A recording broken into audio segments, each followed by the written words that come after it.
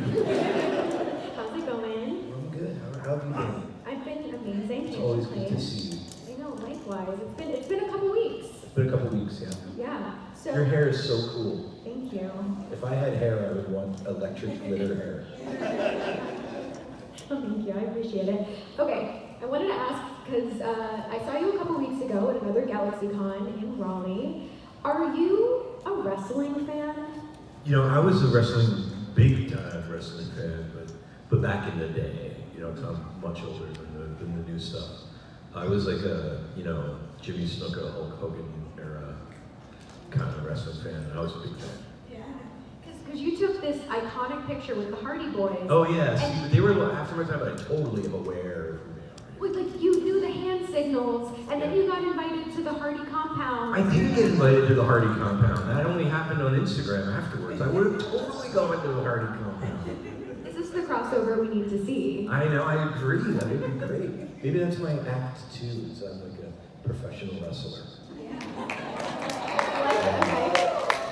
Okay. The man-child. I mean, there's wrestlers, announcers, you know, you could be a manager. There's so many. Oh, a manager. I would be a good manager. I think so. That would be funny. Oh, I can't. I should be a heel. That would work. Like, oh, he's old and tiny, but he's mean now. Just like so different from natural you, because you are so nice, and I tell you this all the time, that you are literally the nicest. She's so nice. But I'm not the nicest.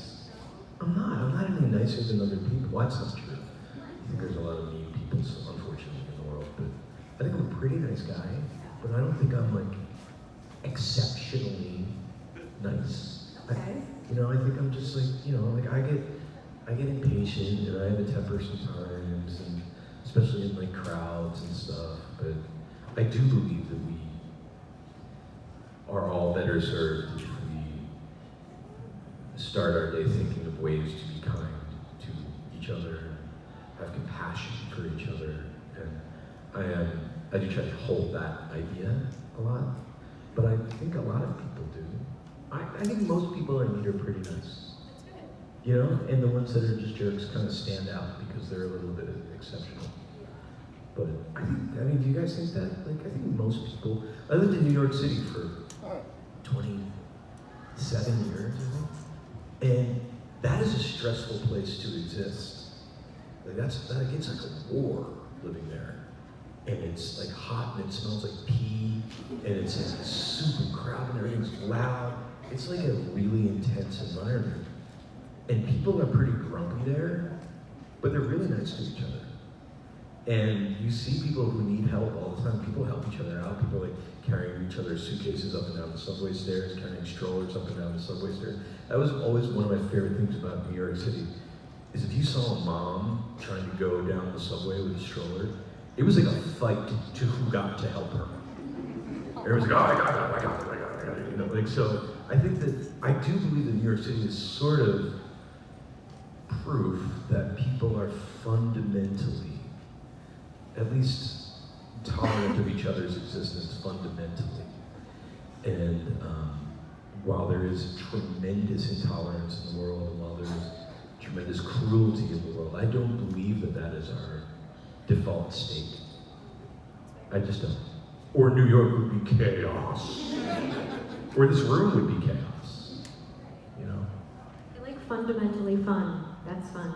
Yeah, fun is fundamental. Yeah. Cool. We're learning things here today. Okay, so to pivot ever so slightly, I wanted to talk a little bit about your music. And I know the last time we spoke, you mentioned how the Flaming Lips were, inspired you a lot. But I want to know if you could tell us a little bit about the evolution of your music in particular. Well, I always wanted to be a musician, you know, when I was, even, I guess when I was about 14 is when I really picked up the guitar. And, I still don't know how to play it. Really. But you picked it up, that's, Yeah, but I could always just bash around on it until something happened, That's always been my approach to music in general. It's just kind of like, I'm just chasing a feeling more than I am trying to play masterfully in any way. And so I guess I can't say I've always wanted to be a musician, but I've always been interested in that. What I love most about music is making the music, recording the music, adding the sounds, adding the tracks together. I really like that. And when I was on the host of a children's television show in the 90s, that was kind of how I relaxed. I discovered an audio program called Pro Tools, and that was right around the time when they made a version of it that idiots could use. And I was that idiot, and I just kept hacking away. And I just privately was making all of this music. And after I left the show, I kind of bumped into the producer of my favorite band, who was like an art rock band named The Flaming Lips. I loved that band. And I bumped into their producer and I gave him a demo of mine. And he confessed that he only listened to it to make fun of it. But he was like, this is actually kind of good. There are 3 good songs on here and many bad ones. And so I went up to his studio in upstate New York to record with him. And the Flaming Lips were there. My favorite band was like there, hanging out, making their new album. And we started talking about David Bowie and became best friends immediately, you know. And that just became like a working relationship, you know, where you get to, it's really one of the most amazing experiences that I cherish the most of my life, the great fortune of getting to do that. They say don't meet your heroes, but I did, it was awesome. Yeah. And yeah, I still know those guys, you know. It is really cool, and you know, and I'm not, again, like I'm really not I don't play. Like, you know, I'm sure there's musicians in the room. I don't play, you know. But I can kind of hack away a decent song. Like if I make 10,000 songs, 3 will be decent. And because of that, you know, I've written songs for television, and you know, I have this whole sort of like parallel career with that, which has been wonderful.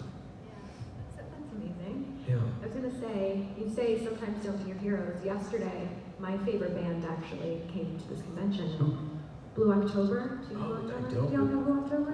We had like a couple of walking around here yesterday. And you got to meet them? I met them before, but yeah, it's just, they're such cool people. Was that so fun? Yeah, they came to meet you, actually. Oh, they did? Yeah. Did they say hi and say we're in Blue October? Yeah. I did meet those guys. Yeah, you signed a picture for Oh them. my gosh, I didn't know they were your favorite thing. They were super cool. Yeah, they're good people. Oh yeah. So sometimes meet your heroes. Yeah, and sometimes meet your heroes. Yeah, isn't it crazy? Yeah, you definitely, turned his son's day completely around, yeah. So. Oh, awesome. Yeah, so thank you for that. Yep. What about your process of like just creating art in general?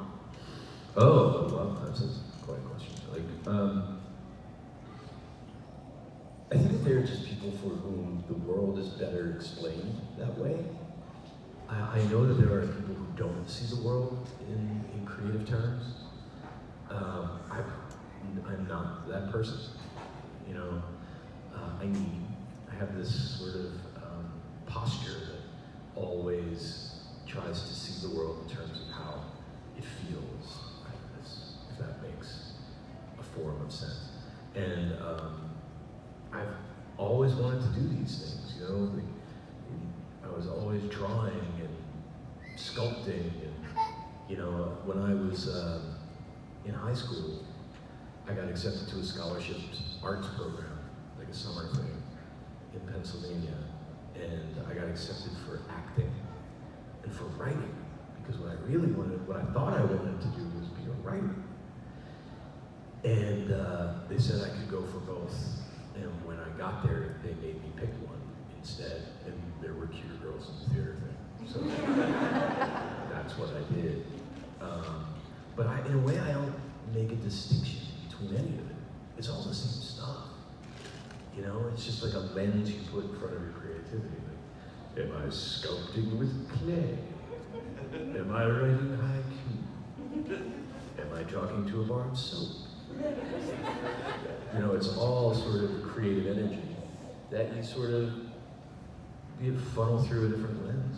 I guess that's a really pretentious way of saying it all comes from the same place, and it's all the same impulse, ultimately. But it's not something I ever chose to do or pursued. It was just always something I was always had a proclivity to do. You know what I mean? It was just always what I was doing. Yeah. I love that. All right, so if it's okay with you, Yeah. once again, could you hold the microphone? Yeah. All right. What's your name? What's your question? My name is Matt. Hey, 2 years ago, you made a video that was very nostalgic, and it meant a lot to a lot of people who are a little bit older now, around my age, and it was really well received. how old are you now? I just turned 40. Hey, happy birthday. Glad you were born. Thank you. And I'm just wondering what your reaction to all of the nostalgia and heartfelt reactions that that video gave to a lot of people. Well, thanks, man. That blew my mind, right? When I tell you I didn't know what that show meant, I didn't. I had some idea. I knew that it was a very successful kids' TV show, you know. But I honestly thought you all thought I was dead. The internet told us you were, so. I know, and I really thought that was, I thought, it's one of the reasons why I kind of disappeared. I was like, oh, I should just, no one even knows I'm alive, so like, I'll just chill. And I didn't really know that the connection that I was trying to make in 1998 worked. And I didn't know that it was impactful in that way, and I didn't know that we could still continue the conversation in exactly the same way. And everyone just today would tell me how much that message meant to them. It meant more to me. You know, you guys, that was a really healing, the response to that message was a really healing thing in my life, and I can't thank you guys enough, so thank you. Thank you.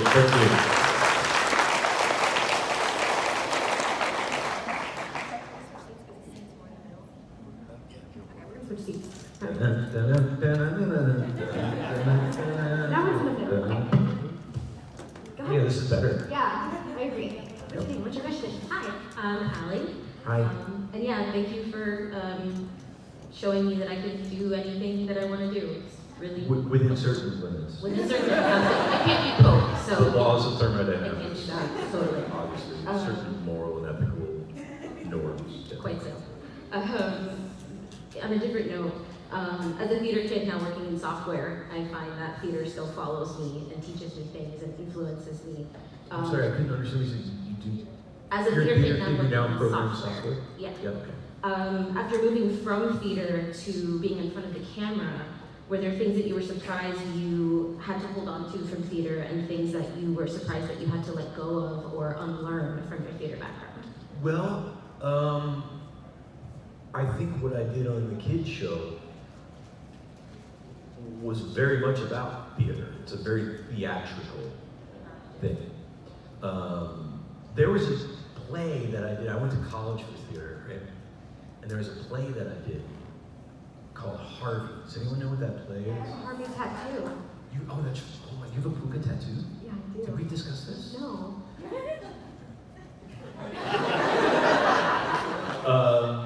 And that play, That's so funny.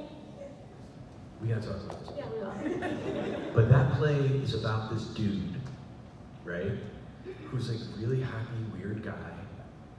And everyone likes him and he's totally cool, except he has a giant invisible friend who's a rabbit. And he's always like, oh hi, this is my friend Harvey.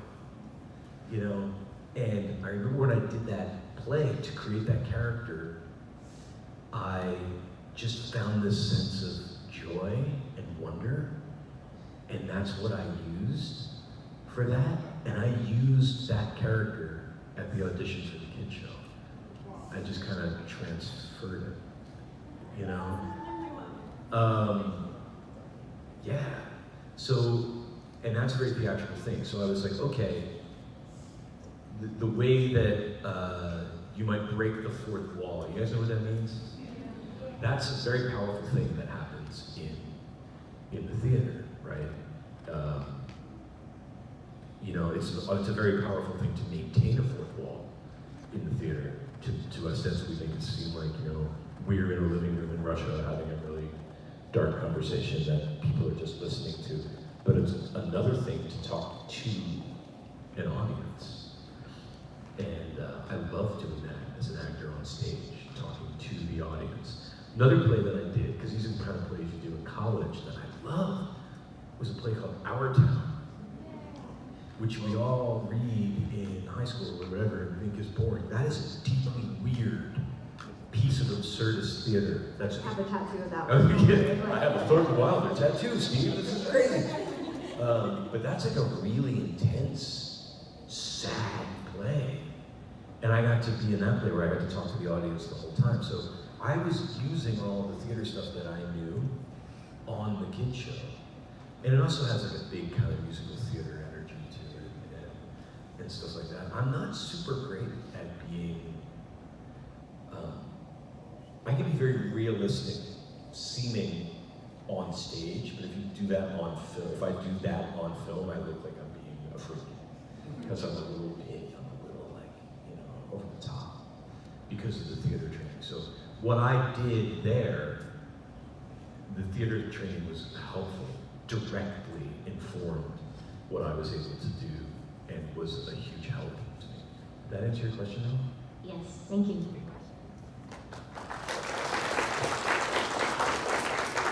Hello, Steve. Yo. My name is Robert Ramirez. Thank So- you for the little short story that you shared with me on when you were taking a picture with me. But I want to know. Wait, which picture? I can't see. I'm the voice actor that you talk about, the mic. Yeah. I don't know if that's appropriate to say that. I got you. But what is your favorite voice acting gig that you did past the kid shows? A lot of you guys don't know this. That kid show was for many years just like my side hustle. My real job, we're allowed to talk about commercial stuff, right? We are. My real job was I was a commercial voice actor. So at the end of TV commercials, you heard my voice your whole life, right? I believe I'm still currently the dude who says, Snickers satisfies. I think I can do that, right? But we will have to talk about commercial work. If we're not, I did not mean to offend the strike because I am in pure solidarity with that. Yeah, so all of it was my favorite. Imagine a better job than that. Right? Like you just go to work and you say, hey, do the thing with the stuff, drive the new car, get the insurance, cool. Like that's what you do, and it was like the greatest job. And because of the residuals that the actors they're struggling to keep, that was like a really, really good gig. So all of it was my favorite. And I gotta tell you, it was the one thing in my life that I knew was such a good thing that I didn't think about it, I didn't pay attention to it, I just did it. I thought, and maybe it was a little superstitious, but I was like, if I give that too much attention, it will go away. So people called me up and say, hey, will you come do this commercial? I was like, yes, I will. And I wouldn't talk about it or think about it. And it would and that became a 25-year career for me. So, I'm so lucky to have ever done that. But what I can't do is what all these incredibly talented actors who are here do. These guys who do the anime, and these guys who are doing serious character commercial or character voiceover stuff. I can't do that. I'm not very good at that. My voice really isn't that flexible. I think you got anything yet. No, because I always sound flat. Hey, I was told by people too, there's a character for every single voice out there. Sure, I could be like a kind of bored middle-aged guy. You know what? I think it would be cosplaying all the way. Oh no. Thank you so much. Follow-up question. What's your favorite candy bar? Oh, my favorite candy bar. Oh, I'm a Kit Kat guy. Frozen Kit Kat is one heck of a thing. Great. Well, we won't tell Snickers then. What's that? So we won't tell Snickers then. What's yours? I don't know. It's a tough question, actually. I've never had like. Someone asked me recently, which is why I know the answer to that, but Yeah. I've never had a Kit Kat or a Snickers or anything. really? Oh my god, you poor thing. They're good. I believe you. Go ahead. Hey Steve, I'm a big fan. Hi. Yeah, just to change topics, is Steve Burns a positive sentence or a negative sentence?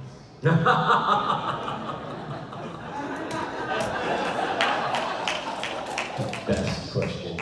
Probably. I'm gonna say positive. Steve burns with a passionate fire within.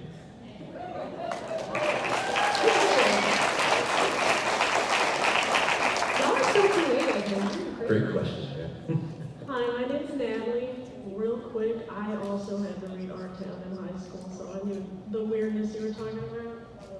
She said, Same high school? Is that what you said? No, I said I also had to read Art Town in high school, Oh, so right. I knew. Were you the stage manager? No, we just had to read it. Oh, you had to read it. No, I wasn't in it, but we had to read it. But my question for you was, so, you know, we all grew up with Blue's Clues and with Steve. Who was like your Steve when you grew up? Grover.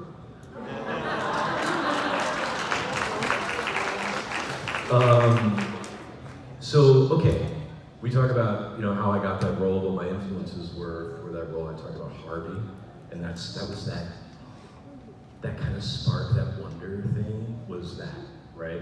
The rest was Grover, and the end of Ferris Bueller's Day Off. Remember that? Where he's like, Yeah, I've seen that. you're here. Go on, it's over. The way he was talking to the camera, I was like, I'll do that. I'll do that plus near far. Duh. That's cool. Thank you. Yep. Hi, my name is Teresa. My daughter had a said children's show house that I made out of graham crackers for her first birthday. So I was wondering, what was your favorite birthday? My favorite birthday. Trying to think. I'm one of those people that doesn't like to celebrate their birthday too much. Is anyone else like that? I'm always like, I just don't feel like, that's not the kind of attention that I enjoy so much. But I do remember having a great, great birthday where my mom made me a Cookie Monster cake. That was a big deal.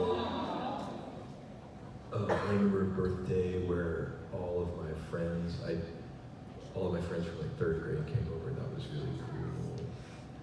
And I had a really good 30th birthday in Oklahoma City. That was really cool. Yeah. Those, I guess. Well, for your next one, we'll get our new friend and she can make you a graham cracker house. We'll all celebrate together. Hi, I'm Max. I'm also a musician, picked up guitar like 2 years before you. Is that your main? Yeah, that's my main. Do you play? Like, can you read music? You good? Yeah, I started with violin in 6th grade, so I know treble, everything. My question was, when you started like producing your own music, how did you learn the actual like software? Did you just YouTube everything? Or? Just know that wasn't a thing. I was just cursing and smashing away at it. Because that's what I did. I was like, I don't know what I'm doing. It was very frustrating.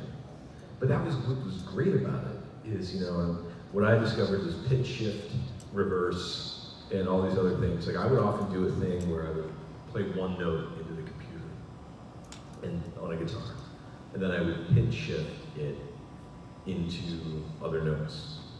And when you do that, it pulls it apart, it pulls the waveform apart, it makes it all dirty and weird and cool sounding. And then I would reverse things, and I would time compress and expand things, and just out of one note. And I would give myself like almost like problems that way. Like, can you write a song with one note? Easy. You know, of course, right? But really fun to like sort of create a keyboard out of one sound, essentially. A lot of people do this kind of stuff. And so I would always find sort of almost like backdoor handles into composition that way. And you start to figure out production out of necessity. Like eventually you have to be like, I'm going to need to figure out how to do a stereo reverb bus here at some point in my life. And you just kind of figure that stuff out. But again, like, I'm not a real musician, I don't really play, I don't really produce either. Like, you know, nothing that I make could be on the internet or the radio or television. Well, no, I mean, but it's not mastered and it's not like correctly produced. But it's more just like composing. You ever see one of those painters who's got like a paintbrush is covered in paint, he's got rollers and like, you know, a machine gun and a chainsaw and he's painting with it? That's how I write music. Awesome, thank you. Thank you. Hey Steve, I'm Gavin. Hi. At the end of every episode of your kids show, you would sing a goodbye song. And my mom said when I was 2 years old, I would always start screaming and crying. And I just wanted to know, as a person who enjoys music, did you help with the production or creation of any of those songs? Not really. I mean, this would get into stuff I'm not allowed to talk about, but not really. There's some pretty good examples that maybe in the future I can tell you about. I probably can't right now. But basically, no. Thanks for being my first friend. Oh, hey, man. I'm glad we're still friends. Thank you.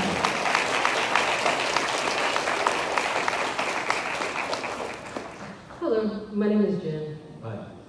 I have a younger sister, so I'm more familiar with your work because of her.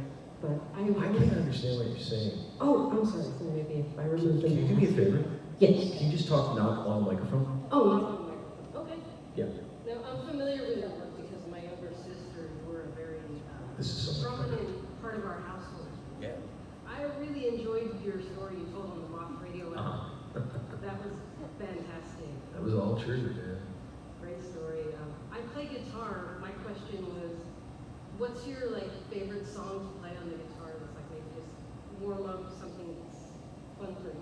Oh, I'll do weird Nick Drake tunings and stuff just to get my right hand warmed up, just to really kind of get Travisy on the right hand, get this going, so that I'm not doing too much with the left for a while. And then I'll do, I'm going to California or something, you know what I mean, some Zeppelin stuff to get going, stuff like that. I've been really churchy, folky lately with the guitar. I've been doing iron and wine sensitive jams. I think it's because I live in the woods now. I wake up with the sun and there's a mist on the mountains. I'm like, sensitive guitar music. So yeah, I'm more into fingerstyle stuff than I ever was. So I do that. You should try some Tracy Chapman. Her stuff is really good. She's so sad. Oh my god. Beautiful songwriter. She's amazing. And a good guitar player too. Yeah. Well, thank you very much. Yep.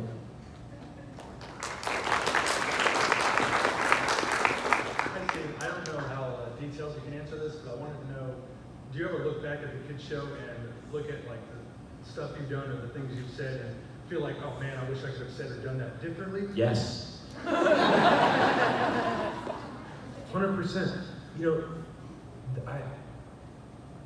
I would love to talk to Lamar or some of these other guys about this, but there is such a pressure to say, the show that I'm on is reaching how many millions of children?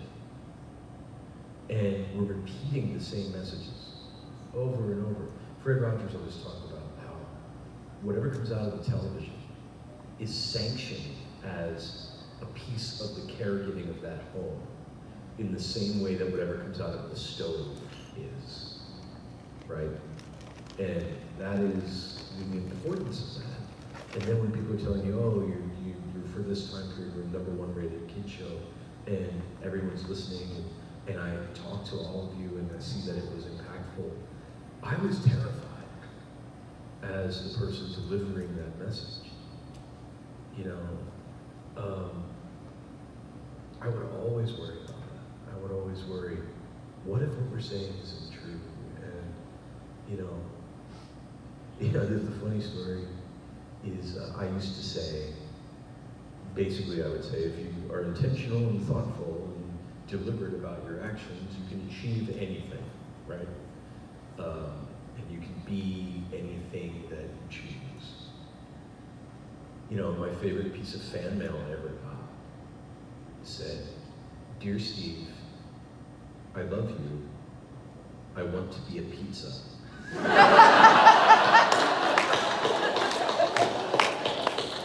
Love, Scott. So I would worry about Scott. Like, is Scott gonna end up 30 years old, like covered in marinara sauce? Because I told him that he could do that. You know, but I was worried about it as someone who was sort of delivering these messages. I felt certainly unqualified to be someone who was doing it.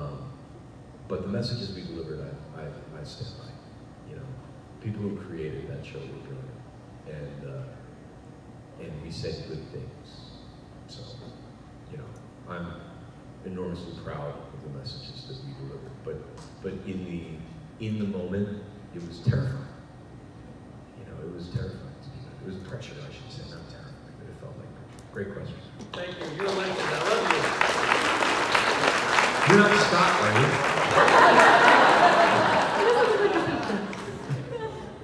Hello, I'm Corinne. Sorry, I'm a little nervous.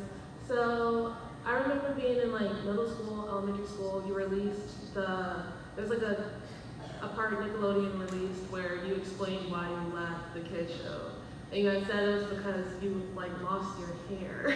I did. That totally happened. Wanted to know, like, with you being like the super positive, like, figure for kids, what message would you tell us now that your body image like changed and you're a different age going forward in life? Like, what advice would you give to us? I would say don't let male pattern baldness stop you from anything. And it wasn't about me having a negative self-image. It was more about, oh, you know what? This character sort of operates in this sort of big brother-child space. There needs to be a youthful quality about that. And also, I took a good hard look at the pants they made me wear. And I realized these were not people who were going to get me a flattering wig. Like, it would have been bad. And honestly, the baldness story was just, you know, sort of a cute way of kind of getting out of it, you know. There were many, many reasons for me leaving when I did, you know, and it wasn't all baldness, but that was part of it. But for all of my beautiful bald brothers, bald, you know, bald doesn't bother me anymore. Although hair looks fun, like that looks fun. I bet that's fun to do. I never thought it looked bad. It looked great. Thank you. Thank you. And honestly, I don't think they would have wanted that. You know what I mean? And I understand that. I think they would be like, oh no, this guy needs to be sort of a youngish thing. You know? And I respect and understand. You can do it all the time.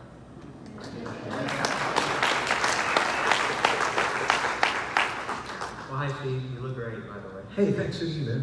Are you Scott? No. Scott, are you here? Close, my name is Seth. Nice to see you again. I always wondered, I don't know much you can really talk about it, but I always felt weird about, like, when we grew up with it, the show, the animation was like 2D. And you know, as it going on, it's like more got 3D. I just wondered how you felt about the animation back then or the animation now, like being 2D to 3D now. No? I can talk around that. Okay. Just like how you feel about animation changing like that. What I can say in general Yeah. is that, you know, there's value in simplicity and approachableness as it relates to children's content, right? If something looks like it's cut out of felt and pasted together, you know, and made out of crayons, made out of some of the things that might be in your playroom. You know, there's an immediacy and a familiarity and a comfort to that style of animation. That's one choice. Another choice might be, this thing looks real. It looks like I could actually encounter this in real life, in 3 dimensions. And isn't that exciting? So those are 2 philosophies about how to be engaging, and I totally prefer the first one. That was good. Good for you.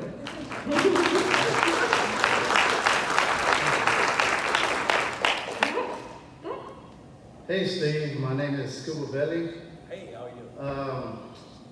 I just want to apologize on behalf of me and Jeff Hardy for starting the rumors that you were dead. Wait, Jeff Hardy started the rumors? Well, we all got together in an RV one night and just had a good time and thought it would be funny. It wasn't. No, I mean it. Well, we definitely are glad that it brought you out to the light, and we are so thankful that you're here, and every single one of us, we love you, Steve. Thanks, man. I'm not done with you yet, but I want to talk to you. Why did you think it was funny? Well, it was one of those things where when somebody is gone, we haven't seen them in a while, we figured stuff like that might bring them to the light. I mean, there was rumors where Stan Lee had died before his time, Ric Flair was gone before his time, and it was one of those things that made them stand up and say, hey, I'm here, and I'm not going anywhere. So you're saying like it was like a way of provoking someone back into the spotlight. We were worried. We're always worried about the Did you consider saying, hey, Steve, we're worried? No, that's Jeff's fault, you know? Matt put us up to it, so. I understand, I'm just giving you a hard time. But I'm just here to tell you, you know, I believe we need to sort of reevaluate what we say and do with this powerful tool of the internet, right? Things on the internet develop their own verity because they're on the internet. They develop the force of credibility through repetition. And if you say something mean about someone in a group of 3 people, can you imagine how much that hurts that person? Now imagine if 300,000 people are hearing if 300,000 people are saying that same thing to one person. Now imagine if one person can actually watch 1 million people say something mean about it. I don't believe human beings are really equipped to handle that. And I think we need to be a little bit more compassionate in the way that we use the global interweb. And it's a very simple thing to just troll someone or say something mean about someone online or anywhere, but just know that there is a compounding exponential monster that can be created that does real damage in people's lives. And it might seem fun to say, oh, well, this thing is so implausibly pure that it's really fun to pretend that it's on heroin. But that might have a real negative impact in someone's life. So these little things we do that we can't verify and that we don't know are true, that are perhaps satisfying to us in a funny way, might have really darker consequences out there for someone. There's people at the end of that stuff. And I'm not trying to single you out, man. And I heard everything else that you said at the end of that, and I appreciate all of it and love you too, dude. But I just wanted to kind of use that question as a way of pointing that out. Another lesson. Thank you, Steve. And now it's going to be a whole other conversation about the compounds. Oh my gosh, that was interesting. All right, we got a couple minutes left, so let's do these final 3 questions. Hello. My name is Zoe, and I just want to say how much I loved watching Blue's Clues when I was little, and my dad would watch it too in the background, and he thought it was funny as well. It was like cute. I don't know if I'm allowed to ask this, but when you were filming in front of the green screen, how did you know where to step? Because you always were in the perfect spot, so I was like... No, I wasn't. Acting on a green screen is really challenging, right? Now, when I did it, it was a blue screen because my shirt was green. Oh. But it's much easier now, okay? It's very commonplace now. People have objects, and sometimes they have people dressed in outfits that can help them know where to look. When I did it, we were doing it as cheaply as it was humanly possible. So we were doing that show on desktop Macintosh, right? Oh my God. And I had no marks really, because if you had marks on the floor, we could see them. So we often didn't even use those. And it was like being in the bottom of a swimming pool. It was like being in a void, right? The room didn't have corners on it, so you couldn't tell where you were. And it was really hard. I would have to like run around and do weird stuff, and then in a void land here. And if I was here, it was wrong, and we had to do it again. You know, what saved me was our camera guy. I'm allowed to talk about that kind of stuff, right? Yeah, I had a camera guy named Skip, and I loved Skip because he was told never move the camera, ever. The camera has to be still. But he would just unlock the camera. And he would like, and just get me in exactly the right spot where he'd be like,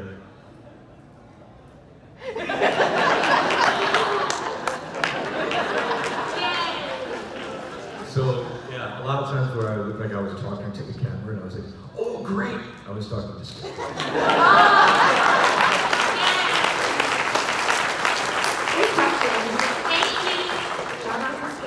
Well, that's a process question, right? We're allowed to talk about this. Yes. Is this a good distance? Yes. So my name is Audrey. We just met. I met you earlier. You're an awesome person.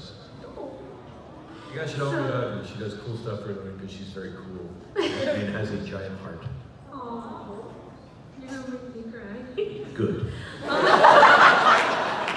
So when I used to work in daycare, I worked with some preschoolers, and when we had circle time, I would sing the Blue's Clues circle time song. It was their favorite part of the day. They'd ask me to sing it multiple times, and so I wanted to know what was your favorite song to sing in Blue's Clues. Well, I can't answer that question directly, but I can tell you that as a musician, I loved and always love when whatever it is we're expressing in a show can be expressed or elevated musically. I can't really sing, like I'm not like a show tuning person, but I was always jealous of those people. You know, because in show tunes and Broadway theater and stuff, they're like, oh, so this is happening today, and this is really great for this reason. You know, and then they just take things into an imaginative realm. And any time we were doing that, I was psyched. And music often, for me, is a better way of expressing joy about finding something, or about wondering where something is, or about the correct sequence of the heavenly bodies in our solar system. You know what I mean? So I can't answer that directly, but I loved it when I got to sing songs. Awesome. Thank you for being a huge part of my childhood. All right, we have time for this final one, maybe the photographer. Okay, perfect. Go ahead, final question. Hi Steve, I'm Anna, and I grew up with you almost on my TV all the time, as I assume everyone in this room did, and you're just such a big part of my life and my family's life, and thank you for that. And my question was, what's your favorite place to travel to? Like, what's your favorite place you've traveled?